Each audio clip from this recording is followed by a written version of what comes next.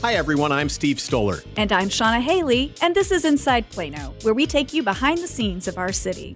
We'll introduce you to the faces and places who help make this a great place to live. And give us lots of reasons to love Plano. Beware the Ides of March, Shannah. Stop it, Steve Stoller. It's March. It is March. Happy March. Happy March to you too. Are we going to have a good month or are we going to have a crazy month weather-wise? What do you think? No month. Oh, weather-wise? Yeah. I don't know. Isn't this the time of year when we start getting those spring storms? Yes. In March? Yeah, I think so. I'm hoping for the best though. It feels like we've had more rain than usual, the past few years. We've had a wet winter yeah. this year. Yeah, but not super cold, which I appreciate. As a runner, I like to get out there, and it's been a little damp, but it hasn't been super cold. And as a cyclist, I like to have a good schwitz, which means a good sweat. I actually like riding when it's hot. Yeah, oh man, you're weird. You're no, weird, but we all know that. Cycling and running, two completely different sports. That's true, but you know what's completely the same? How much we love Plano and how overwhelmed we were when we looked at the list of activities for March. It's like the city just woke up and said, let's put everything on the calendar, and that was crazy. A great transition, so hey. Let's get into it, some of the things that are happening. Okay, so let me start off by saying last month in February, we had a really good town hall. I wasn't so sure how it was going to go because we were focused on neighborhoods and housing, and anything can be discussed, but it turned out to be one of our highest attended, number of questions asked town halls that we've done in a long time. And there was a question that, well, we covered everything. It was like animals to code questions to road improvements in your neighborhoods. But one question that came in, we had, I don't even know how many questions, 60, 80 questions, something like that. And of course, no way to answer all of those during the session. And one that I saw that we couldn't get to because we just ran out of time dealt with some legal questions from HOAs that were trying to kind of figure out what options they had. And again, we weren't able to talk about that in the town hall, but I was really surprised to see that our neighborhood services team, they work cooperatively with a couple of other cities putting on HOA-focused clinics on a fairly regular basis. I know that they do a couple a year. The next one is actually focused on legal issues. It's going to be in Rowlett. It's at the beginning of this month, and it's a great time to go talk to attorneys because really, legal issues for an HOA, the city can't help so much with some of the questions that are asked. You need a private attorney. And so they'll have attorneys that are there as well as banks, community managers, and so on. And here's what's really cool. You get registered. The neighborhood services team is going to charter a bus so everybody can ride out together. So, an economical and easy way to get some of your questions answered if you're an HOA leader. And that's not all, Sean. We have so many programs at the city that are designed to help our residents do such a myriad of different things. Yeah. For example, a lot of people, instead of calling a plumber, some people like doing the work themselves. Well, we actually have a Fix a Leak workshop on March 21st, and you can even learn how to identify the leaks in fixtures and explore all kinds of do-it-yourself tricks that can help you along. Well, and I'm not a do-it-yourselfer, but one thing I did like about that clinic is that they teach you how to read your water bill. And we get a lot of questions every year like, why is my water bill so high? And a good first step is checking to see, is your water bill higher than normal, and is your water usage higher? Because you might have a leak, and that might be why your bill is high, not because of actual use, but because of leaks. So you can learn. And we also have a free property maintenance workshop as well on March 28th, where you can learn how to upkeep and maintain your home and property at this workshop. Lots of cool topics there: tree trimming, grading and erosion, foundations, electrical, plumbing, hiring a contractor, and even more. Yeah, and if you're interested in learning how to do your garden and you want to get some ideas, I'm a big Pinterest person. You could go to the Open Garden Day at the Plano Community Garden. That's over on West Plano Parkway, and it's a free event. You can come and look at over 50 garden plots and tour the orchards that are out there. So that's a really fun activity. And as always, our libraries are offering a host of events and programs. Probably if we talked about each one, we might be here all day. Yes. So why don't we briefly go over just some of the things that the library is offering for March? Yeah. So one thing that a lot of people don't realize is that, they don't just plan programs, they actually have them thematically organized. And if you're a subscriber to Check It Out, which is the library's newsletter, you get a monthly newsletter, but every week you also get events and activities. So by the way, we're not going to go over everything because you can get on that newsletter list and see that. But the monthly newsletter explains the 5 program areas that they really focus on. So I thought maybe we'd talk about that a little bit so you understand that the library is not just about having a book for you to check out and read and chill out, although that's an awesome thing to do. They focus on business and career, early learning, financial fitness, arts and culture, and STEAM. So really good program organization. Maybe we should talk about and stay really high level, because if we went into the details, we would be on the podcast. This would be a 2-hour podcast, all things library. What are some of the programs that they're offering in March? Well, they have Writing Effective Email, which everyone can use since everyone is using email now as opposed to the old snail mail. They have another one, More Than Emojis, Writing to Get Ahead. I think that one's for teenagers especially because, texts and emails, not the same thing. Learn InDesign and create a flyer. Voiceover Basics, where you can learn the basics of recording a voiceover demo using Adobe Audition. What is a voiceover? Might want to tell people that since you're a pro. It's when you record your voice on, it can be really anything. It can be a video, it can be radio, it can be television news. It's basically the recording of the voice. So for example, when you hear a TV show or if you hear a commercial and you hear a voice, an announcer talking, that's a voiceover. Very cool. So if you're an aspiring YouTuber or a movie producer, that would be a good class to take to improve your own skill set, I would guess. If you're a person coming back to the job force, they have a class on how to navigate the career path. And, a lot of these are offered in partnership with outside organizations, Collin College. They have the University of Texas at Dallas coming in. So a lot of good ones. This is one I'm actually interested in, turning busy into productive. I am a very busy person. Sometimes I wonder how productive I actually am. There's a difference. And I thought that was a pretty cool class. Healthy eating on a budget. Talk about financial fitness. That's a little bit of physical fitness too. There's a program for teenagers on the game of life, really thinking through, I want these things, but they cost X amount. What choices do you have to make to have the things that you want to have? I got to tell you, that reminds me of a funny video clip you sent me from an old Saturday Night Live. Yes. You want to share that with our listeners? It is one of my favorites. And it feels like it's not that old, but it was the if you want things, you need to spend money. So the whole skit is about, can I buy things if I don't have the money? And it's like, stop buying stuff that you can't afford.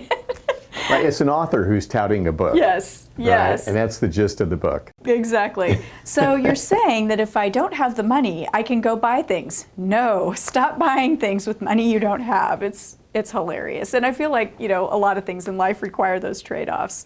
Hey, if your kids, and you did a great news story on one of the kids in Plano who used to go out and watch the trash trucks go by. I think we have numerous children in Plano who love our trash and recycling team drivers. Well, those kids, moms and dads, grandmas and grandpas, take them to Harrington Library. This is a really cool program. They're going to have a lot of those trucks out at the library, and they can actually go and see the trucks up close when they're not in operation. So it's a safe way. That one's called Big Wheels. And there's the Family Place Playgroup. Do you want to talk about what the Family Place program is? Do you know much about that? I don't. Well, let me tell you, it's at 2 of our libraries. It's at Harrington and Schimmelpfennig, and these are actually certified spaces that are for young children, so 0, so basically right after birth up to 3, and they're extended family members, and it's a time when you can spend one-on-one time with child development specialists. So it's to help families nurture those children in the early years. They have workshops, they have special designated play spaces, a curated collection of toys, games, books, things to help those children have the best start possible in life. So that's a really, really cool thing. And so there's a play group and all kinds of affiliated activities. Here's one that I really like, Shannah. Are you smarter than a librarian? What's the answer to that? Well, it depends. Here's how you find out. So if you know your authors and book titles and you think you can probably name the similarity between a soccer player, a tree, and a chair, find out if you can outsmart a librarian at Harrington Library. It's for all ages. Oh, that sounds super cool. Well, let me just give a couple more. Okay. If you're into art and you are interested in seeing how an artist actually works, you can go and watch an artist demonstrating, creating a large-scale painting. It's a kind of a come-and-go environment. You can go watch her work, go on about your business. So that'll be really interesting at Schimmelpfennig Library. She has a follow-up session where she'll actually work with you to create your own piece. And then, particularly for our South Asian community, Holi is a big, big festival. And on March 7th at Davis Library, this is a hugely popular festival. You can go celebrate Holi at the library. You'll learn about the festival itself. You'll learn more about the South Asian culture. We have a tremendous number of folks from South Asia who live in Plano, so that's a great event, and we would encourage everybody to go out to that. Leaving the libraries and talking about some other events that we have going on. I know, I know. We have our Courtyard, Texas music series that's going to begin this month. The kickoff is on March 5th at the Courtyard Theater, and the artist is William Clark Green. And I think he's a native Texan, isn't he? He is a native Texan. He broke through back in 2013 with Rose Queen. It's an album that eventually peaked at 34 on the U.S. Country Albums chart. Now, you did a lot of emceeing for that series over the years. I don't know if you are going to be able to do that this year or not. Kind of your schedule is so busy. But can you tell people why that music series is so different? I mean, because you can see musicians almost anywhere these days. It's different because, first of all, the venue, the Courtyard Theater, is such a great venue. There's not a bad seat in the house. If you're in the very back row, you're still close to the stage. You know, it's small, it's comfortable, and I don't know, there's something about seeing a concert there. It's just a very, what's the word I'm looking for? Intimate? Yeah, it's an intimate environment to see a concert. You know, and most of the artists that come there are Texas artists, and they're so different.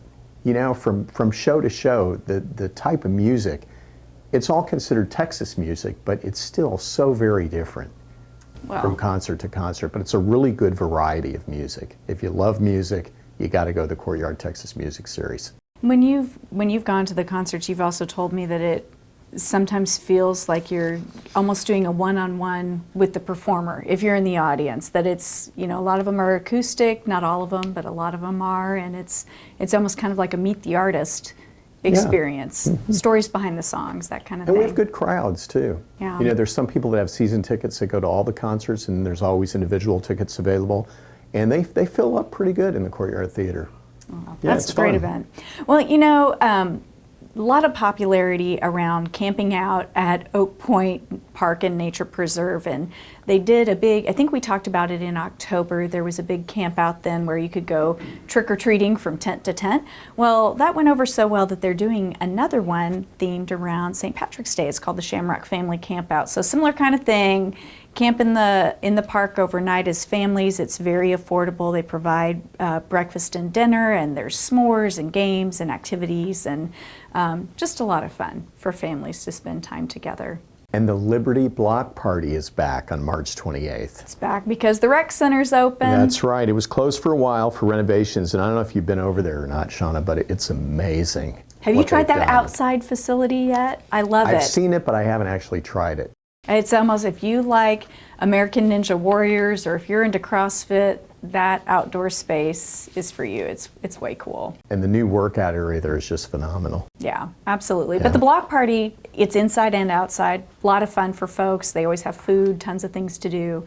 Now, I put this one on the list because I know you love it. You're going to have to explain this one to me, because when I read it, I had no earthly idea what that means. What are we talking about? Pig and bunny yoga. Pig and bunny yoga. You know, I hear that bunnies are really good at downward dog. Just kidding.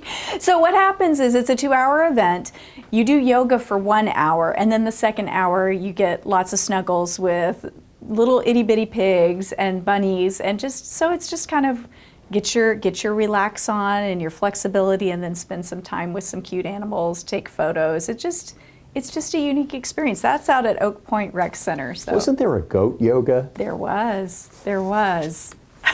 I don't know about, involving all these animals with yoga is pretty interesting. They're not integrated into the yoga. They're unique experiences as part of the same time. Now, come on, you know that you want to go meet, like a baby pig is the cutest thing on earth. Yeah, so the baby pigs, they like cross their legs into the yoga position? Exactly. I don't know how they do that. The lotus pose, they're down. One thing before we close out our time and move into our special guest, I did want to talk a little bit about Oak Point Rec Center, because each rec center offers a variety of programs, for sure, and you can find a lot of the same things at from rec center to rec center. But one thing that Oak Point is doing that I'd love for our families in Plano to know about is that they're doubling down on saying it is important to spend time as a family, particularly since we live in a busy city, we all have busy lives.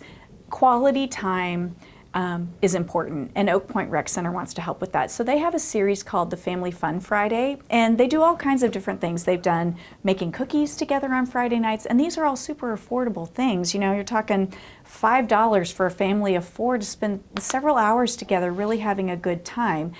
This month, the one that they're doing is Superhero Night. What kid doesn't love superheroes? I mean, the Marvel movies have been huge for a long time, and I just think it's a great idea. So you can go create a mask or a shield, and you're going to do some world-saving missions and all kinds of fun competitions, and just, family is how you define it. So grandparents, aunts and uncles, moms and dads, moms and moms, you name it, bring your kids and have a great time at Oak Point Rec Center on Family Fun. So if you had your choice, what superhero would you be?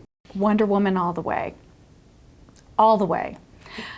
Okay, so I'm a child. Should I tell an inside Shannah story on Inside Sure. Plano? My mom has a classic photo back in the late 70s, early 80s. There was a product called Underoos. That was the last time superheroes were super popular, so little kids could have like superhero jammies and underwear and whatnot, and I had a Wonder Woman one that I would wear all the time. So my mom has a great picture of me doing the Wonder Woman pose in my my Wonder Woman underoos. We need to get that picture and blow it up into a poster. So here's the thing. If you're listening to the Inside Plano podcast and you want to see a photo of Shannah rocking Wonder Woman, it's very tasteful. You have to leave a comment or send us a message on our social channels, and I'll consider sharing it out.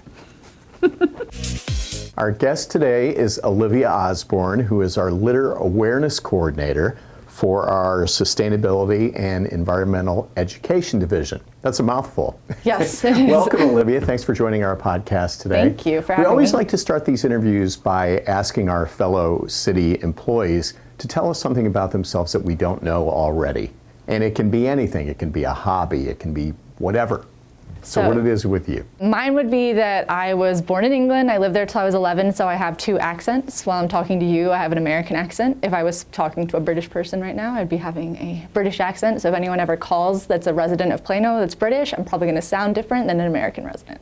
Oh, that's cool. And you live where in England? I lived near Sheffield. The Arctic monkeys are from there, if anyone knows the Arctic monkeys. Well, we appreciate you being with us today.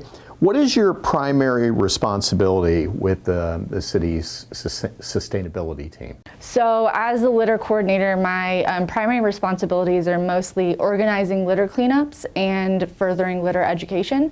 The overall goal there being, if we combine the 2 of those, we can hopefully decrease the amount of litter that we see in Plano. How do we define litter? So litter, as we would define it in my department, is waste that is not in its correct place. And waste items vary from what we consider traditional litter. Probably the trash when you see at the park, plastic cups, things like that, you go, oh, that's litter. However, a lot of people don't think of cigarette butts, food items like gum or maybe your Whataburger, or even dog waste as litter, but those are littered items. Cigarette butts are the most littered item on Earth. We have about 4 trillion is the estimate that is littered on Earth every year. and they are not biodegradable as everybody thinks they are. The parts that are biodegradable are toxic. They have plastic filters inside of them. When it comes to dog waste, everybody likes to say, oh, it's fertilizer. It is not fertilizer, unfortunately. Dogs eat protein diets, cows eat vegetable diets, so it's different types of things going into their waste there. And dog waste can actually serve as I like to call them disease piles. So dogs live close to humans. They have diseases we can catch in their waste. When it rains, those items wash into our waterways and get people sick. So all these items that we don't think of as litter are litter. So litter is anything that is just not in its right place, that is waste. Olivia, why should we care about litter? So there are a lot of reasons to care. My opinion is that you should care because it impacts every part of our environment, particularly animals and humans. So animals, a lot of people know about the impacts on oceans, animals that live in our oceans, and they're very passionate about cleaning that up.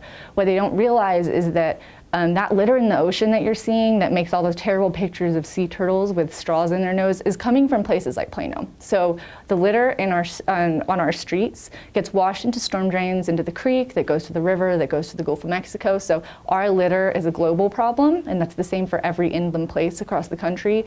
Animals getting sick hurts humans because we rely on animal populations to provide ecosystem services, which could be its own podcast in itself because it's such a large topic. But on top of that, litter can harm humans. A lot of people get injured by litter. You can step on a lit cigarette butt, maybe you step on broken glass. Some people even get into car accidents because of debris on the road. It can cause diseases. Food items can attract rodents into areas where you don't want them, and they carry diseases. They serve as great places for mosquitoes to grow. So overall, it's a health concern, and it can really impact human lives. We have a big event coming up. We have it every year, the Great American Cleanup. Tell us a little bit, what exactly is the Great American Cleanup? So the Great American Cleanup is a great event. It's right there in the name, actually. It is our largest cleanup for the city of Plano. We had about 3,000 people registered to participate last year, and what it is a citywide litter cleanup, all in one morning, that morning this year being April 18th. It's a Saturday. These people go out across Plano and clean up our streets, our creeks, our parks, and we just try and pick up the majority of litter, or most litter that we can, in Plano at that one time. But we also do a neat thing where we say thank you to our volunteers by having a party after their litter cleanup where we give them a lunch, and have a bunch of other stuff going on because it also serves as our Earth Day celebration, and this year is the 50th anniversary of Earth Day, which Earth Day is an important year for us, or important day for us in our department, but also across the world. And so we have live music, we have games, we have prize opportunities, we're going to have an animal show, things like that. So it's just a really great event and an opportunity for us to serve the community. How can people get involved with the event? Is this a better event for individuals or groups? So to get involved, you just have to register. Registration opens up on March 2nd. You can go to our website, plano.gov/GAC, and that link will be there starting 8 a.m. on March 2nd. You just have to sign up to participate. And there is really we have no preference for if you're going to be an individual or a group. We have space for everybody. So if you're feeling like you want to clean, whether you're going to be by yourself or with 100 people, please sign up. Are there other ways and times that people can help clean up litter? Yes, so our litter program has a lot of different ways that you can participate. We have a community cleanup program where you decide the date and the time, and if you have a place in mind, tell me that. If you don't, I can give you a place, and we give you the things you need to go out and do it whenever you feel that you want to go do it. We have a litter trailer if you've got a large group. If you've got 25 or more people, this litter trailer is a great opportunity for your group to go out and clean up because we put all of the supplies in there. You don't have to do any extra work, and it also is a really good photo op for group cleanups. We have our Fall Waterways event, which kicks off in November, and that is everything that all cleanups focused on our creeks because, as I mentioned before, that's a really big concern when it comes to litter. In the winter months, we have our monthly creek cleanups where I go out to a site and people come meet me. Our next one is on March 7th at Big Lake Park. So if people are not able to wait for GAC, they can meet me there. And finally, we have Love Where You Live, which is our partnership with our Neighborhood Services Department. They throw this event, Love Where You Live, and they clean up in a local neighborhood. They have volunteers doing service projects on the houses while I host a litter cleanup, and that will be on May 2nd. So we've got a lot of opportunities. I'm a resident of Plano. What do I do if I see a place in the city that can use a good litter cleanup? That's a great question. If you see a spot, I have a page on my website, on the litter portion of our website, where you can go on and report where you see it. You can even email me directly. If you see anything around Plano that you think needs a cleanup, please let me know either by using that form or by emailing me, which my email is listed online, because I love to know where I need to be sending people to. Let me ask you this. In driving around Plano, I often see these blue signs, and it says road or highway adopted by, and it has the name of a business or an organization. Tell me a little bit about our Adopt a Highway program. So our Adopt a Highway program is great for organizations or companies that are really passionate about cleaning up our community here in Plano. You have to pay a small fee, mostly to get that sign put up that shows everyone you're taking care of that roadway, but then you become responsible for that roadway. I provide the supplies for it, and you have to clean up. I think the minimum is 6 times a year, and it's just a great way for our local organizations and companies to give back to the community that they're working in. And are there other ways that we can help keep Plano green and beautiful? Yes, so my department, we have a lot of different ways, some of those being storm drain labeling, to help notify people of the impact our storm drains have on the environment and that you shouldn't be pouring things down. You can participate at garden work days, either at our environmental education center or our Plano community gardens, or if you're really passionate about this topic, you can become a Live Green in Plano volunteer. You have to go through a short orientation with our amazing volunteer coordinator, Heather Harrington, but it's got a lot of different opportunities if you're passionate about sustainability in Plano. Olivia, thank you so much for joining us today on Inside Plano. Thank you for having me. Olivia Osborne, the city's Litter Awareness Coordinator. Thanks. I think, although I was interested in our litter conversation with Olivia, and I mean, the kinds of litter that you don't even think about, I'm still thinking about the fact that she has 2 different kinds of accents that she can use depending on the situation. Is that not crazy? I actually have 17 different accents, but I don't use them that often. Except on the podcast. Only when I'm with you. That's right. I was thinking about how, picking up litter is part of how we keep Plano beautiful, but related to that, so I'm just going to do a little transition, because in my brain I was thinking about how our arts events, and we talked about several of them in the first part of the show, those also are a way of keeping Plano beautiful. Beautiful music, lots of things to go and enjoy, arts festivals. And our culture, we actually have a Cultural Affairs Commission that provides grant funding to a multitude of arts organizations. And one of those, and a lot of people don't realize that, so things like the Plano Arts Association and the Plano International Festival, the Plano Symphony Orchestra receives funding. And I encourage you, those organizations that receive funding from us, they have their events, as many, as we can handle, on plano.gov's website. So I was just looking at the website the other day and noticed that there is a listing for this month for something for the Plano Symphony Orchestra. It's their Family Symphony series, so it's especially designed for young ones. So if you've been thinking about how do I get my kids involved and interested in classical music, it's a good one to go to, because they're actually playing music from films that children enjoy, like Moana and Coco and Frozen, Star Wars. Just a great little gateway into the world of classical music, and the City of Plano helps support that endeavor through grant funding. You know what else is coming up? What? TMR. Explain to people what TMR the stands for. Texas Music Revolution and Rodeo. And rodeo. So this is March 21st and 22nd. It's now been here for several years. It's a very old event. It's been going on for more than 20 years. It originally used to be out at South Fork Ranch before they moved it to our city.